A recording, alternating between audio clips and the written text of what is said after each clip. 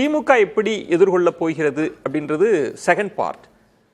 தாவேகா அரசு, விஜய் அரசின் இந்த கைது நடவடிக்கையை எப்படி பார்க்குறீங்க? நமக்கு நிறைய பேர் அடிபடுது, இவங்கெல்லாம் கைது செய்யப்படலாம் அப்படின்னு. அதற்கான முன்னோட்டம் தொடங்கிருச்சு. எப்படி இதை புரிஞ்சுக்கிறீங்க? என்ன கணக்கு இருக்கிறதா பாக்குறீங்க? அரசியல் கைதுகள் எப்போதுமே அரசியல் தான் கணக்கு, வேற கணக்கே கிடையாது. இது கலைஞர் காலத்துல ஜெயலலிதா கைதுல இருந்து நிறைய கைதுகள் நீங்க சொல்லலாம். ஆனால் நீதிமன்றத்தில் நிரூபிக்கப்படும் வரை அந்த கைது அந்த அரசியல்வாதியை மேலும் உரப்படுத்துவதில் தான் எப்போதுமே அமைகிறது. அப்ப தாவேகா அரசின் கைதுகளால் தாவேகா வலுப்பெறுமா, திமுக வலுப்பெறுமா, இப்படிதான் நம்ம பார்க்க முடியும்.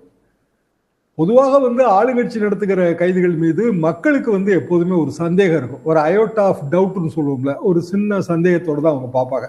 ஏன்னா ஆளுங்கட்சியோட வசதி வாய்ப்புகள் அதிகம். காவல்துறையை பொறுத்த வரைக்கும் ஆளுங்கட்சி என்ன சொல்லுதோ அதை கண்ணு மூடிட்டு செய்யறது தான். ஆனா இப்ப இருக்கிற சிக்கல் என்ன அப்படின்னா, இந்த கைது நடவடிக்கைகள் நீதிமன்றத்துல கடுமையாக எதிர்க்கப்படும். உச்ச நீதிமன்றத்திலேயோ பிற நீதிமன்றங்கள்லயோ கைதுக்கு பிறகு வழக்கு நடக்கும்போது பிற மாநிலத்துக்கு வழக்க மாற்றணும்னு அந்த கோரிக்கைகள் வரும். இதெல்லாமே கடந்த ஒரு 10-15 வருஷமா நம்ம பார்த்துட்டு இருக்கிறோம். அப்படி வரும்போது அது கைது நடவடிக்கையை எந்த அரசு கொண்டு வந்ததோ அந்த அரசுக்கு எதிராக முடிவெடுவதற்கான வாய்ப்பு இருக்கு. அதாவது தாவேகாவுக்கு இந்த கைது நடவடிக்கை பின்னடைவை ஏற்படுத்தும் என்பதுதான் என் கருத்து. இதுல திமுக கடந்த கால ஆட்சி என்பது ஊழல் நிறைந்ததா இருக்கு அப்படின்னு நிரூபணம் செய்யற ஒரு முயற்சி நடக்குதா? ஒன்று. ரெண்டாவது, முதல்வருக்கு எதிராக பேசியிருக்கிறாங்க, அவதூறு வழக்கில் நாங்கள் கைதே செய்வோம், ஒரு அடக்குமுறையை உங்கள் மீது காண்பிப்போம் அப்படின்ற செய்தியா? என்ன செய்தியை திமுகவுக்கு கொடுக்குறாங்க? பொதுவாக கிரிமினல் டிஃபமேஷன், சிவில் டிஃபமேஷன் ரெண்டு இடையில பெரிய வித்தியாசம் இருக்கு. நான் தனிப்பட்ட முறையில் ஒரு 184 டிஃபமேஷன் வழக்குகளை மட்டும் சந்திச்சிருக்கிறேன், பல்வேறு நீதிமன்றங்களை சந்திச்சிருக்கிறேன். அதை ஒரு காலகட்டமாக அதை வாபஸ் வாங்குறதே பெரிய வேலையாக இருந்தது. ஒரு அரசு மாறிடும், அது பிறகு அடுத்த அரசு அது தொடர்ந்து நடத்தாது, நம்ம மட்டும் வாய்தாவுக்கு போயிட்டு வந்துகிட்டே இருப்போம். நானே வழக்கறிஞராகி அப்படி அதை கொஞ்சம் கொஞ்சமா அது வாபஸ் வாங்க வைத்தேன். அது அரசு ரெப்ரசன்டே பண்ணாதுங்க, அடுத்த அரசு வந்துருச்சுன்னா. இது நடைமுறையா இருக்கிற விஷயம். அப்போ தாவேகா அரசு தான் நிரந்தரம் அப்படி ஒரு நம்ம ஜனநாயக அரசியல் அப்படி எடுக்க முடியாது. அரசுகள் மாறும், பல காரணங்களால மாறும்.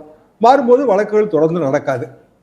அப்படியான ஒரு சூழ்நிலையில் டிஃபமேஷனை வெறும் சிவில் சைடில் தான் வைக்கணும்னு டாக்டர் சுப்பிரமணிய சாமி சுப்ரீம் கோர்ட்ல ஒரு வழக்கு தொடர்ந்தார் சில ஆண்டுகளுக்கு முன்பு. அது நம்ம நாட்டில் மட்டும்தான் சிவில் கிரிமினல் 2 ஜூரிஸ்டிக்ஷனும் அதில் வருது. பெரும்பாலான நாடுகளில் சிவில் மட்டும்தான். என்னன்னா அது இழப்பீடு சம்பந்தமான ஒரு விஷயம், சிவில் லா கீழே வருது. கிரிமினல்ங்கிறது அது வேற, அதுக்குள்ள கொண்டு வரக்கூடாதுங்கிறது வாதம். ஆனா உச்சநீதிமன்றம் அதை ஏற்றுக்கொள்ளவில்லை. ஏன்னா நம்ம ஸ்டாச்சுல இருக்க மாற்ற முடியாதுட்டாங்க. இப்ப கிரிமினல் டிஃபமேஷனோட அடிப்படை என்ன அப்படின்னா பிரைவேட் கம்ப்ளைண்ட் தான். உதாரணமாக முதல்வர் விஜய் மீது ஒரு அவதூறுன்னா முதல்வர் விஜய் தான் பிரைவேட் கம்ப்ளைண்ட் கொடுக்கணும். அவர் சார்பாக ஒரு ஏஜென்சி, கவர்மெண்ட் ஏஜென்சி கைது நடவடிக்கை நடத்த முடியாதுங்க. அது சரியாக வராது, எப்போதுமே சரியா வராது. பிரைவேட் கம்ப்ளைண்ட் கொடுக்க முடியாது. என்ன காரணம்னா பிரைவேட் கம்ப்ளைண்ட் கொடுத்த பார்ட்டியும் கோர்ட்டுக்கு வரணுங்க. கீழமை நீதிமன்றத்தில் தொடங்க வேண்டிய ஒரு விஷயம், மேஜிஸ்ட்ரேட் கோர்ட்ல தொடங்க வேண்டிய ஒரு விஷயம். ஸோ நிச்சயமா ஒரு முதலமைச்சர் அதுக்கு வர முடியாது. அந்த காலகட்டத்தில் டிஜிபி, அப்போது டிஜிபியாக இருந்த ஸ்ரீபால் அவர்களுக்கும் எனக்கும் ஒரு கிரிமினல் டிஃபமேஷன் நடந்ததுங்க. அது Chennai metropolitan magistrate court. So 2-3 தடவை அவரும் வந்தாரு, நானும் போனேன். அப்புறம் நாங்கள் 2 பேருமே அது 2 பேருக்குமே முடியாத காரியமாக இருந்தது. அப்புறம் அது ஒரு அவுட் ஆஃப் கோர்ட் செட்டில்மென்ட். இப்ப நீங்க சொன்ன மாதிரி இதெல்லாம் ஆட்சியாளர்களுக்கு தெரியாம இருக்காது. இப்ப பல பெயர்கள் அடிபடுது. இப்ப திரு ஏவா வேலு அவர்கள், திரு சிவசங்கர் அவர்களை கூப்பிடுறாங்க, அது லஞ்ச புகார் அப்படின்னு சொல்லி ஆதாரம் இருக்கு, வாங்க உங்களை விசாரிக்கணும் அப்படின்றாங்க.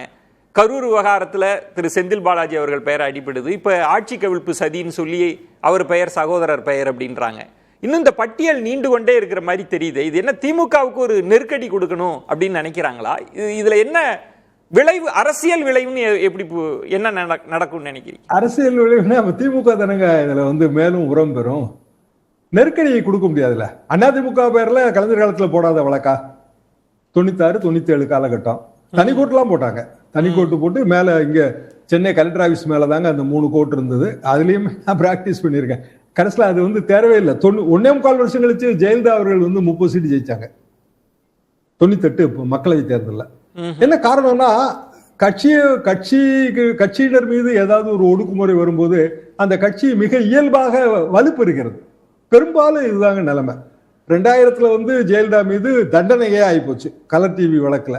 2001 ஜெயலலிதா ஆட்சி வந்தது. அப்போ அந்த கூட்டணி கட்சிகள் எல்லாம் எப்படி ஜெயலலிதாவோட சேர்ந்தது காங்கிரஸ் தமாக எல்லாம்.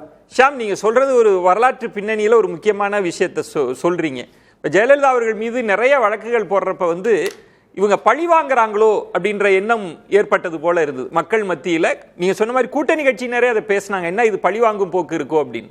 இன்னொரு புறம் திரு கலைஞர் அவர்கள் கைது அப்படின்றப்ப திமுகவினர் அப்ப கொஞ்சம் உற்சாகம் குலைஞ்சு இருந்தாங்க. அந்த கைது நடவடிக்கைக்கு பிறகு தமிழகம் எங்கும் போராட்டங்கள்லாம் இருந்தது. இப்ப இது எல்லாம் ஆட்சியாளர்களுக்கு தெரியாம இருக்காது இல்ல. ஆனா முதல்வரே பேசுறாரு, நாங்க ஊழலை கண்டுபிடிச்சிட்டோம், அதுக்கான நடவடிக்கை, நானும் பணத்தை தொட மாட்டேன், தொட்டவங்களையும் விட மாட்டேன்றப்ப அவர் அப்படி ஒரு இமேஜை கொண்டு வரணும்னு நினைக்கிறாரா? இரும்பு கரம் கொண்டு அடக்குறோம் அப்படின்னு காமிக்க நினைக்கிறாரா? பொதுவாக இந்த இரும்பு கரம் எல்லாமே ஒரு டயலாக் தாங்க நான் எப்போதுமே நினைப்பேன். என்ன ரீசன் நான் சொல்றேன் இல்லைங்களா. இப்ப நீங்க சொன்ன உதாரணமே கலைஞர் அரெஸ்ட் ஜெயா டிவில இப்ப நான் பேசியிருக்கிறேன் அதை பற்றி. ஆனா அதுக்கு பிறகு 2004 தேர்தல் என்ன ஆச்சுன்னா திமுக கம்பேக்ல தான் போய் முடிஞ்சது. காரணம் என்னன்னா அந்த கட்சியில அதிருப்தியா இருப்பாங்கல்ல. நிச்சயமா ஒரு கட்சியில அதிருப்தி இருக்குங்க. உள்கட்சி அதிருப்தியில அந்த கட்சியே கிடையாது. திமுக இருக்கும், அண்ணா திமுக இருக்கும். அந்த அதிருப்தியை இதுல அவங்க மறந்துடுவாங்க. அதாவது நம்ம கட்சியவே அழிக்கிறதுக்கு முயற்சி பண்றாங்க, அந்த கட்சி இருந்தா தான் நமக்கே அரசியல் வாழ்வுங்கிற ஒரு உணர்வு எல்லாருக்குமே வரும். அதான் அதோட மிகப்பெரிய சிக்கல் அதுதான். அதாவது உளவியல் ரீதியாக கட்சிக்காரர்களோட மன உறுதியை நாளைக்கு திமுக ஆட்சிக்கு தாவேகா பேர்ல எப்படி ஒரு நடவடிக்கை எடுத்தாலும் இதே நிலைமை தாங்க வரும். தாவேகா ஸ்ட்ரென்தன் ஆகும். ஓ, இது திமுகவை ஒரு நெருக்கடிக்கு உள்ளாக்காதுன்றீங்க. பொதுவா எதிர்கொண்டுருவாங்கன்றீங்களா? அது ராஜினாமாவும் எந்த நெருக்கடியும் உண்டாக்காதுங்க. இதே மாதிரி கைது நடவடிக்கையும் எந்த நெருக்கடியுமே உண்டாக்காது. ஆனால் இது மக்கள் பிரச்சனைகளை திசை திருப்புவதற்கு உதவுது. அப்படி ஆங்கிள் நீங்க எடுத்தீங்கன்னா ஐ அக்ரி வித் யூ. இது மக்கள் ஏன்னா இது எல்லாமே நீங்க சொல்றதெல்லாம் சரிதான். அதாவது நம்ம ஒரு பரபரப்பா பேசிட்டு இருப்போம், செய்திக்கு பஞ்சம் இருக்காது, தலைப்பு செய்திகளா வந்துகிட்டே இருக்கும், பிரேக்கிங் நியூஸுக்கு பஞ்சம் இருக்காது. ஓகே, ஜனங்க அன்றாட பிரச்சனையை பார்ப்பாங்களா இல்ல ஏவேவேலு கைது ஊழல் நடவடிக்கை அதை பார்ப்பாங்களா? பேசலாம். மக்கள் பிரச்சனையை பார்ப்பாங்கிறதா என்னோட கருத்து. பேசலாம்.